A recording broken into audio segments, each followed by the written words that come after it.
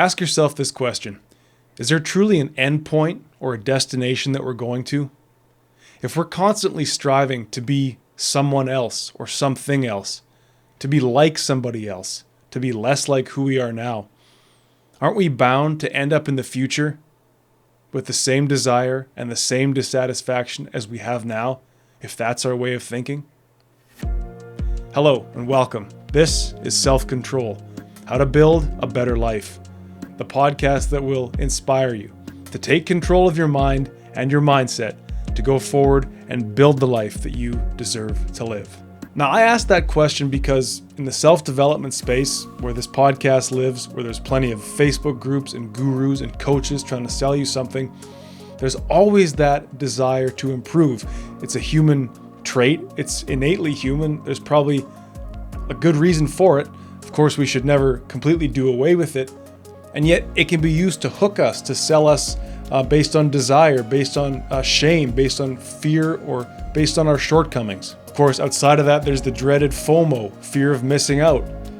There's social pressures, right? Our parents, our friends, our partners want us to look a certain way, be a certain way, achieve a certain status. And alongside all of that, there's also the complete uncertainty of the future.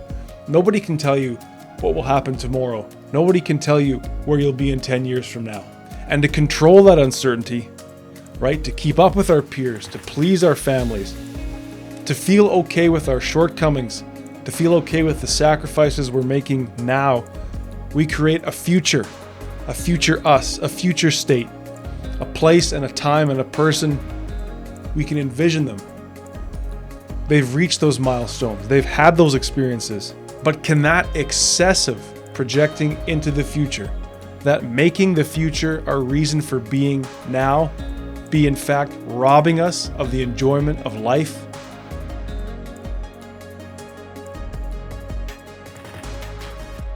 So in this episode, I want to pick up on something that I concluded in an earlier episode, and I didn't plan on saying this, it just kind of came out, so it bears examination, let's say.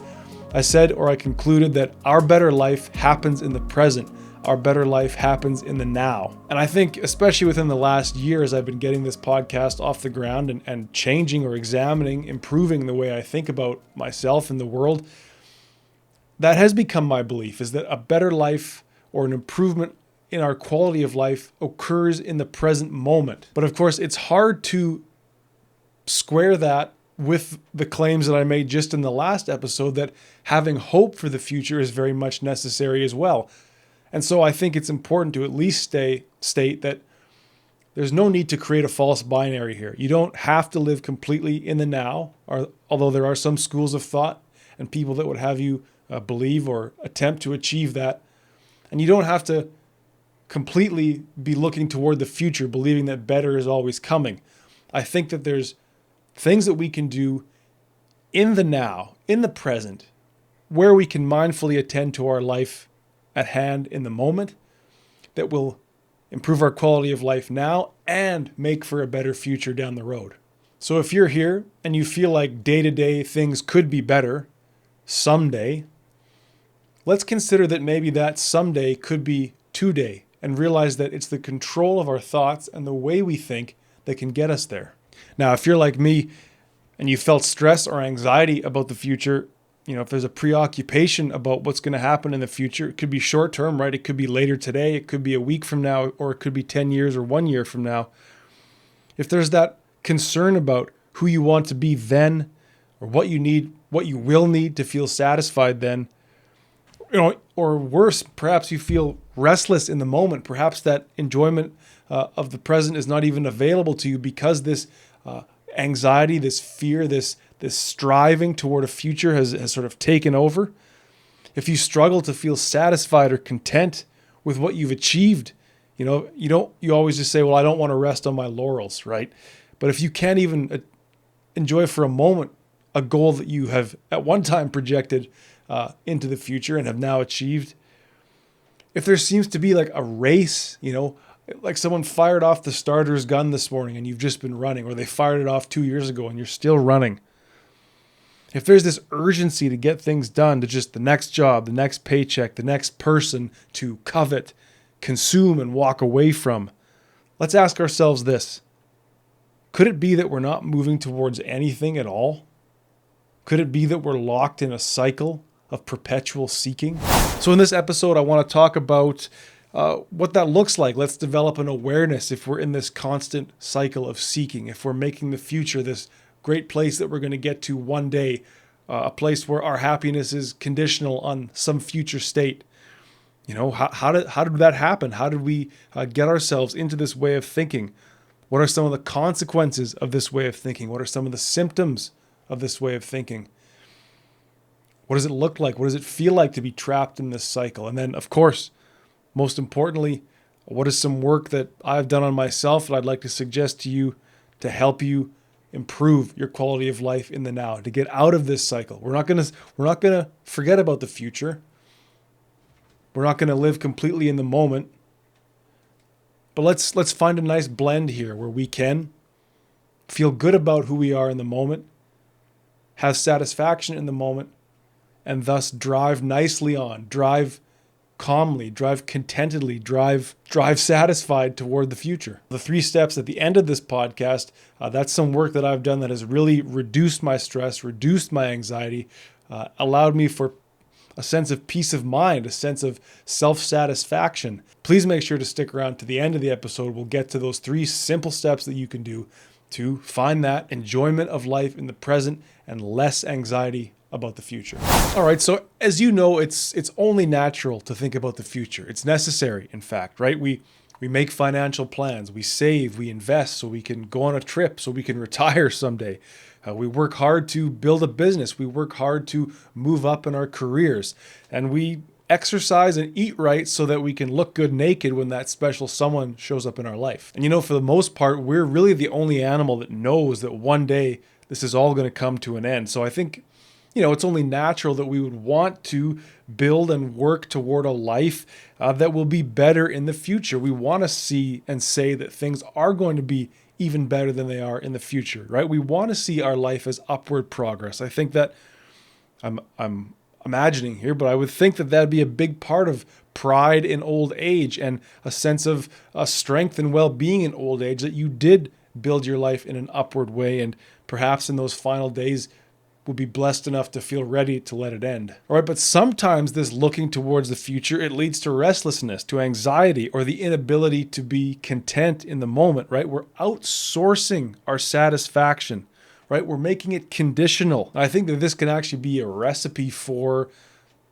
mental disrupt, for mental problems in the present. If we're constantly striving, if we're constantly looking up and out and away from the self to a place where who we are is now conditional on things that we're essentially imagining. So, you know, for me, because I'm self-employed, I'm a freelancer, there's months where I worry how I'm going to pay the bills, right? It's like this month is good, and there's thankfully some big projects down the road that I know will pay the bills in the future. There's the future coming up again. But what about next month, right? And the thing is, though, I've learned over time that I'm in demand enough. I've done enough investing and saving that there's a nest egg, right? There's a backup, there's savings that I never fail to make the rent. I never fail to pay my bills. And so maybe perhaps a quick bonus piece of advice that I've found has worked for me is to not despair about the future. And I did a whole episode that I'd love for you to check out, just the episode right before this one, about how hopelessness can kill us and how hopelessness can really, really ruin our quality of life. So, you know, if you're struggling with this future striving, let's at least make sure we're striving towards a future we feel good about, or at least not let that despair about what's coming take over our lives. But because of that uncertain nature of the future, I think it's also only natural for us to want to exert some kind of control, to say, of course, there's no way of knowing what's going to happen, but I need to at least have some kind of control. I need to at least have some kind of predictability. So sometimes that thinking about, that constant rumination about what's going to happen in the future, or that worry, or that kind of over-preparedness, or that excessive orientation towards the future, thinking about it, that behavior, it's a form of mindlessness, right? We're no longer mindfully in the present. We're now projecting and thinking and looking and orienting towards something that's not real. Sure, it's coming, but whatever comes is likely to not be what you're imagining. That behavior, what I'm trying to say, sometimes fills the role of taking control, right? Of course, we cannot truly control what happens in the future. To some degree, we can. But sometimes that worrying, that anxiety becomes a way within us to control the future. We can say, well, at least I saw it coming. And so you may say, well, that's why I work this crappy job, right? That's why I let my other social commitments, personal health commitments slide, because I need to pay the bills. And of course, the only certainties in life are death and having to pay the damn bills. But the obvious consequence here is a loss of enjoyment of life in the present. So is that the case for you? Is that grinding 40, 50, 60, 70, 80? Keep going? Oh my God. 40, 50, 60, 70, 80 hours a week just to make ends meet? Has that become a substitute for actually living life? You know, and you may say, well, part of that hard work is to move up in my career so that I won't have to work that way when I'm older. And again, none of anything on this podcast is to suggest that you should live your life in a different way. But let's ask the question, has that striving, has that grinding become a substitute for actually living life in the present? Is it necessary? Is it necessary to live the way you're living now because of a future state, because of an imagined hypothetical place? Has the need to control the future led you to a present lifestyle you don't enjoy, that's only function is to prevent you from worrying about an uncertain future? Now, let's also remember that the constant negative or anxious thinking about the future compromises our problem solving and our critical thought.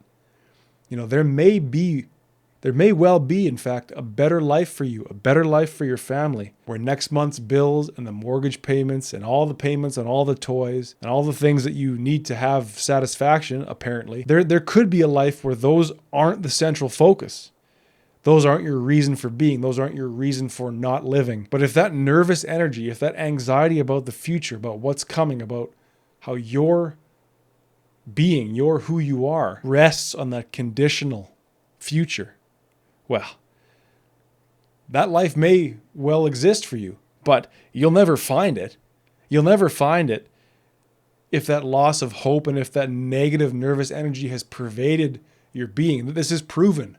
I don't like to throw out scientific studies on this show because it's easy enough for you to get that information from any other source, but it is proven that constant negative attention towards something, worry, anxiety, compromises our ability, ruins our ability, lessens our ability to think critically and to solve problems. So you got to ask yourself at some point, is this constant fear of the future, this worry about the future, closed off my mind to the possibilities of what life could be? And you may say, no, guy on YouTube or guy in my ear, I'm the guy or gal, I'm the person who puts food on the table, who pays for a place for my family to live. That is what I do. It is who I am. Whatever consequences I have, so be it. I say, great. No one's telling you to live otherwise or think otherwise or do otherwise. But just consider that an even better life for your family may be possible if nothing changed but the anxiety, if nothing changed but the restless worry, but the single-minded routine of accomplishing only that. When I started looking at my life this way, realizing that obsession with the future, anxiety about things to come, was changing how I behaved in the present, I knew that that was a call to change. And I can only imagine that there's folks out there who are, for whatever reason, bound to or needing to have the future in mind all the time because of commitments, because of family, right? Because of people depending on them. That doesn't necessarily mean that we can't at least entertain the thought that things could be better for us now if we would only drop that anxiety and drop that worry that we have attached to this future. What I found was that you really free yourself in the moment when the future becomes smaller, and the present moment where you're actually enjoying the fruits of your labor, right? When you can see your partner happy and well rested because they don't have to work anymore, where you can lay on your new couch with your dog, where your friends come and gather around in that hot tub, or you simply get to see your credit card balance at zero. The future becomes a lot smaller when the present moment becomes immersive, like that hot water in the hot tub, when we feel it, when we soak in it, when we allow ourselves to relish it and let it take over. And another area of life where this sort of excessive future orientation can take over is, of course, in our self-image. Whether it's wanting to grow to a certain size or shrink to a certain size, whether we want to make a certain time in our run, we want to have a certain weight that we make on the machine or in one of our free weight lifts. That construction of a future me quite often comes at the abuse or the expense of the present me, especially when we're equating our worth, when we're equating our value to numbers on a machine, right? And let's be quite clear, if you're benching 185 or you're bench pressing 225, there's not too many people who are going to be able to spot the difference just looking at you walking around the street. The average person isn't bench pressing anything. So, of course, we want to strive for better. I'm not telling you not to want to bench more or lift more or run faster. Those would be great markers of health, but it's when we abuse our present self and say, well, I'm shit because I didn't make it today, or I'm weak, or I'm unable, I'm impotent, I'm not who I need to be. I think that's a big recipe for disaster when who we are now in the present, right? Like, this is what I've spoken before as negational thinking. When we refuse to see what we've done in the present because of something that we're supposedly going to or needing to accomplish in the future, it ruins the enjoyment of life. And let's not forget that if you're only bench pressing 185, you didn't come out of the womb bench pressing 185. So also don't forget to take a moment to praise yourself and to enjoy what you've achieved in the past leading up to the present, right?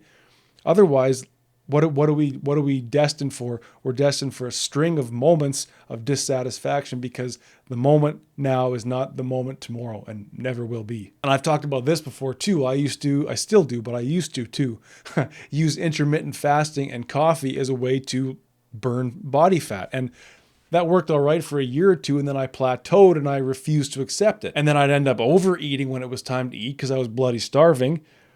I'd sleep like crap.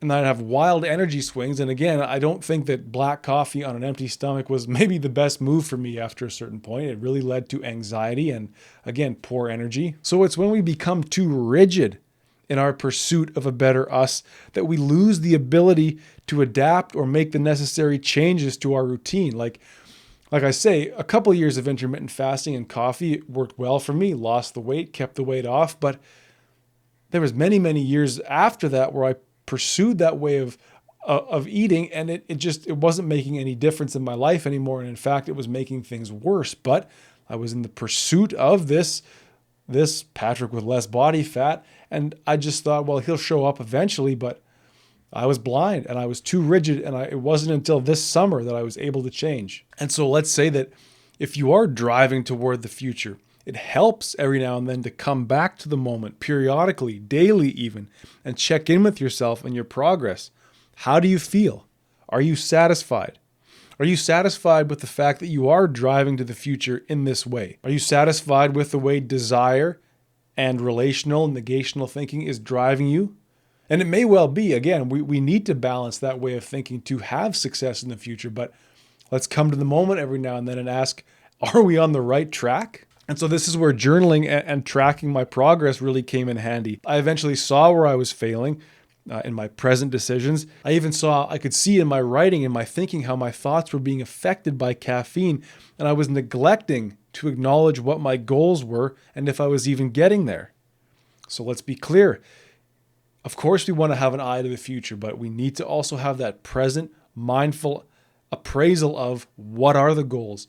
Am I even on track to the goals? And are my thoughts aligned with my actions in such a way that I'm going to get to where I need to be? So, even if you're afraid of losing momentum by being forced to come to the present and question what you're doing, and even if this next, check, ching, ching, ching, ching, that hustling and grinding, even if that's part of who you are, balance with the present is the formula for increased productivity and purpose, especially in the long term. So let's talk now about those 3 ways to balance mindful presence with an eye to the future to increase that productivity and to reinforce our purpose.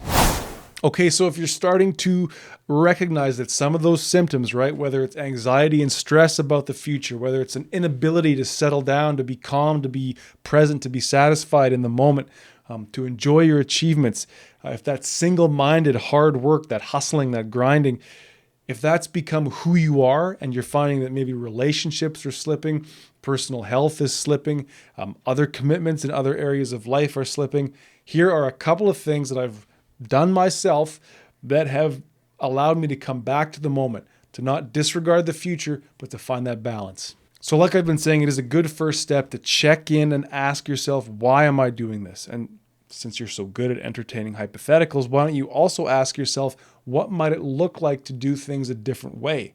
Is there a different road to this future?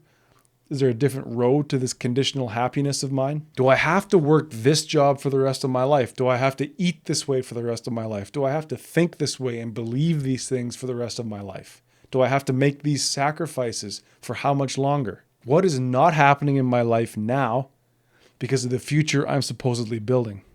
And does it have to be this way? As we're finding now, and as I found with myself, is to question it. Don't be afraid to question it, because again, that rigidity, that paralysis, that is when we lose track. And now the future you think you're headed to, if you're not willing to question it, is not the future that you're going to end up with. So evaluate it. Check in with yourself. Get that plan down on paper so you can see it. Read it back to yourself. See if it even makes sense. And what I found that with myself too is, because I was operating out of fear, out of anxiety, out of shame, out of not wanting to be seen a certain way, out of wanting to appear as somebody that I was not. If you're operating in these low vibrational ways, if you like, or if you're operating from scarcity, I think you're going to find that there's some logical flaws in your plan. There's some logical errors in your plan, and there's quite likely some room for improvement. But again, you need to see the plan in its entirety to even be able to begin to make those judgments. Another miraculous discovery for me, and the end, in fact, of a lot of worry about the future, was taking control of my nervous system. What do I mean by that? How did I do that? Number one, took control of my breathing. Number two, quit caffeine. So when it comes to breathing, when we're breathing shallowly, when we're breathing through our mouth, when we're breathing mindlessly, not even controlling our breath, and we may not be able to control every single breath from wake up to going to sleep, but the more we can take control of our breath, deep nasal breathing, activating the diaphragm, activating the vagus nerve, the more we can improve our quality of life. In fact, when we are not breathing properly, shallowly, through our mouth, mindlessly, our body, or at least I found for myself, my whole being, my body, my brain, my spirit begins to react as if it were hiding, as if it were in fear. Is there a reason I'm holding my breath? Is there a reason I can't breathe deeply? And what did we just finish saying about operating from a place of fear? It's that when you're doing that, at least what I found, I became thoughtless and I became stupid. I became a poor decision maker, and it compromised my judgment. Being able to take control of my breath throughout the day has allowed me to live a better life.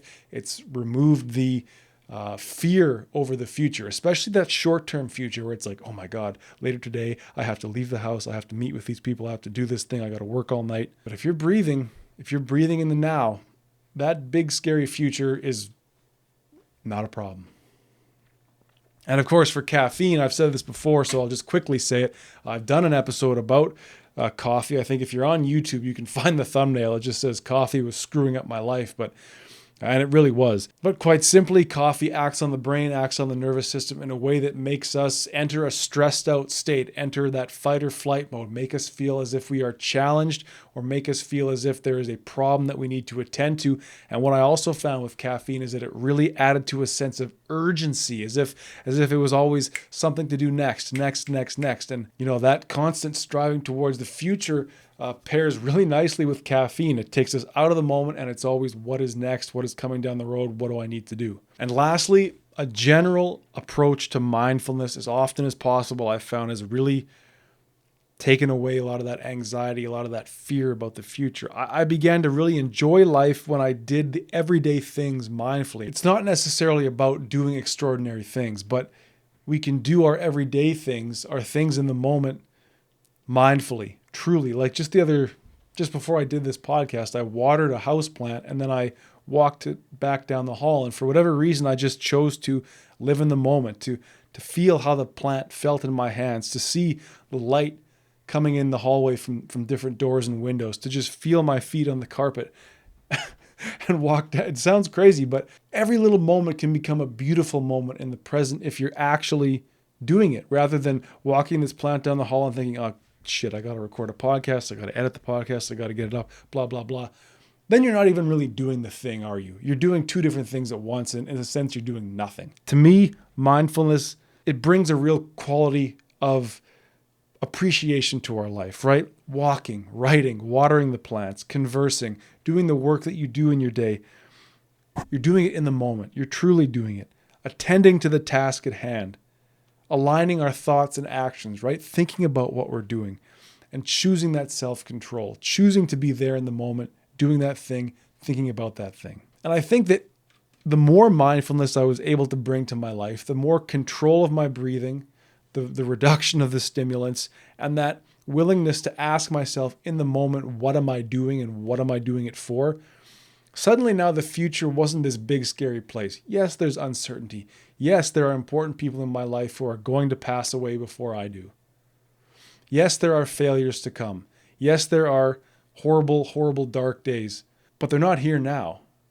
And just as today will come and go, those days will come and go.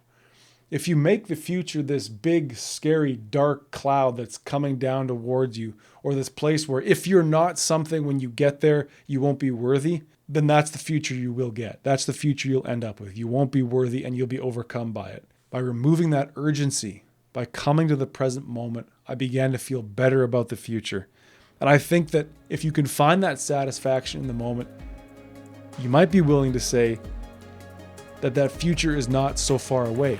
That better day might be right here, or it might be tomorrow. It might not be an impossibility.